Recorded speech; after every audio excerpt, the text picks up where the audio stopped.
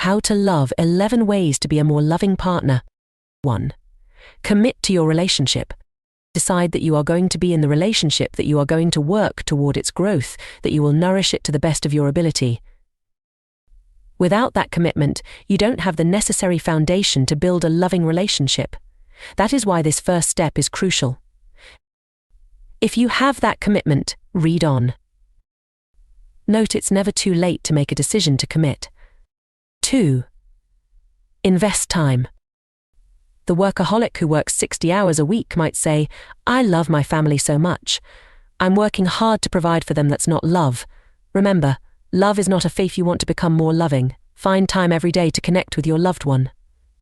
You can do this with a text, a phone call, or a lunch date. Be creative. 3. Communicate your love. There are countless and effective ways to do this. When my husband notices I'm in a hurry, he makes the bed for me in order to give me a few additional minutes in the morning. If I run out of a certain food I love, he stops at the store to pick it up. He saves the last of anything for me. If he never said the words "I love you," I would still know he does. Clearly, his actions are speaking loudly. Find ways to communicate your love through action. Bring home a treat, do the dishes, make dinner, leave a note in his favorite coffee mug, etc. Before he leaves for the gym, my husband takes off his chain and sets it on his nightstand. When he's not around, I shape the chain into a heart and leave it for him to find. It always puts a smile on his face when he does. You get the idea. As a writer, one of my favorite guidelines is, show, don't just tell.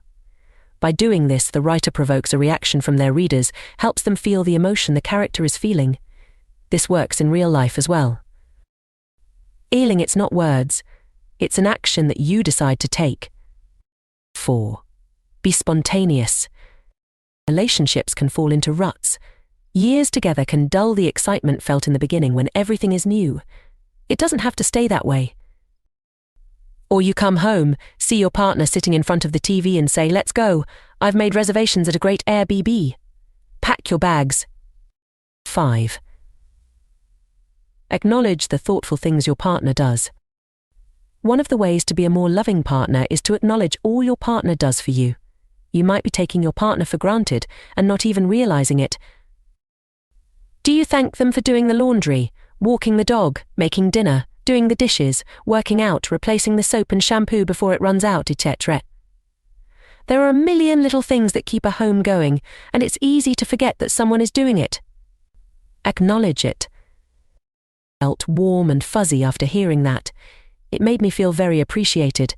Your partner, my husband, had just taken a shower one day when he said, "Thank you. I never have to worry that I won't have shampoo or soap. It's always there.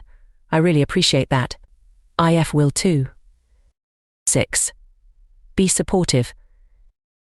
When I decided to go back to school to become a therapist, it would mean a great deal of sacrifice. I would eventually have to quit my job, come up with tuition money, and devote time for studying. My husband said, "You'll make a great therapist. We'll make it work." When I decided to write the Healing Alphabet, 26 Empowering Ways to Enrich Your Life, my husband said, "I can't wait to read it. People will love it." When I decided to cut my long hair, my husband said, "You'll look really cute with short hair." He has been supportive throughout our 33 years together. That support demonstrates his love. In what ways can you be supportive to your partner? Maybe it's supporting a hobby they have, or wishing them a fun girls' day out, or being there for every music recital, etc. And you're supportive, your partner will feel like they can't fail. It will provide the encouragement they need to keep going and have fun at the same time. 7. Provide space. Clinginess can ruin a relationship. Too much of anything can be deleterious to its survival. Yes, it's good to spend time together. In fact, I recommend it, but it's also good to find a healthy balance. Providing space means you allow your partner to express himself, herself in the way they enjoy. Allowing your partner time with friends and family is important. You don't have to be by their side 24/7. In the article 10 Signs You're in a Healthy Relationship by Scott Christ, he writes, 8. Take the good with the bad. A good relationship takes a lot of work. The day you married your partner, you probably thought you'd hit the jackpot by marrying the most perfect being on this earth. That day, you didn't think about the fact they kept you awake snoring, laughed like a hyena, scratched the wrong places in public, chewed with their mouths open, and who knows what else. You were just thinking about the trip to Bora Bora, how beautiful she looked in the dress, how handsome he looked in the tux, and what pretty babies you'd eventually have. But like I mentioned earlier, the honeymoon will end. It always does. And then you're left with the real stuff, the smelly socks on the floor, the dirty mugs in the sink, the crumbs on the kitchen table, etc. Of course, I'm painting a bad picture. Maybe none of this has happened to you, and after 15 years you still feel like you hit the jackpot. Congratulations. For the rest of you, understand that there's no perfection. It doesn't exist. Yes, your partner is going to annoy you. You probably annoy your partner. If you want to be more loving, look past the imperfections. Find a way to see it as quirky. It's part of who they are, what makes them them.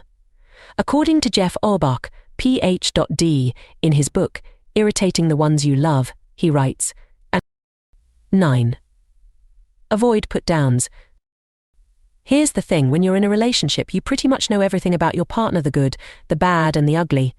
It's easy to resort to put-downs when you're angry and upset about something they've done.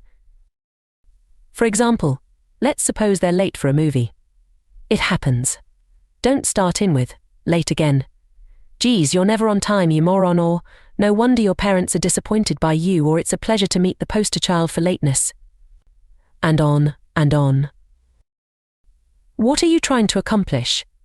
It certainly doesn't sound like you're having a constructive discussion. It actually sounds like a war in progress.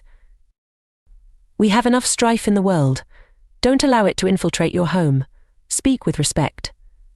Let love be the motivator, not pettiness. 10. Be willing to compromise. Our relationships are partnerships.